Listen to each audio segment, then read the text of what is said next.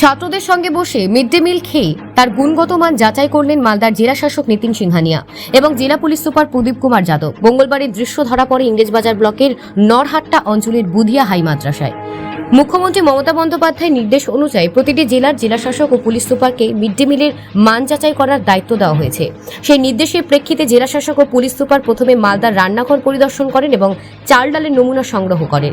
এরপর মিলের হিসাবপত্র খতিয়ে দেখে, ছাত্রদের সঙ্গে বসে মিড ডে মিল খান এবং খাবারের মান খতিয়ে দেখেন। তবে তাদের পরিদর্শন এখানে শেষ হয়নি। তারা নরহাট্টার মালিহাট গ্রামে পিএইচইর এর পানীয় জল সরবরাহের ব্যবস্থা পরিদর্শন করেন এবং যোধ বসন্ত গ্রামে প্রাথমিক স্বাস্থ্য কেন্দ্রের চিকিৎসা পরিষেবার মানও খতিয়ে দেখেন। জেলাশাসক ও পুলিশ সুপার এই সক্রিয় উদ্যোগে জেলা পরিষেবা মানের উন্নতিতে ইতিবাচক প্রভাব পড়বে বলে আশা করা হচ্ছে। Bureau report, news prime Times. আমরা বিভিন্ন স্কুলে পরিদর্শন করছি।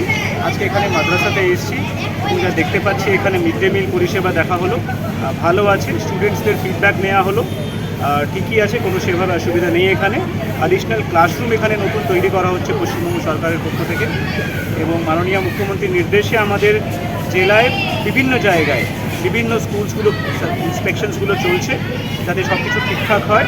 এখানে যে ফুড গ্রেনসগুলো দেওয়া হয় তারও স্যাম্পল আজকে কালেক্ট করা হয়েছে। আমরা সেটা খাদ্য দপ্তরের সঙ্গে ক্রস চেক করে দেখব যে সেই ফুড গ্রেনস এখানে দেওয়া হচ্ছে এটা সেম আছে কিনা। স্যার, দেখলাম নিজে হাতে আপনি খেলেন, আজকে কীরকম লাগলো রান্না স্যার?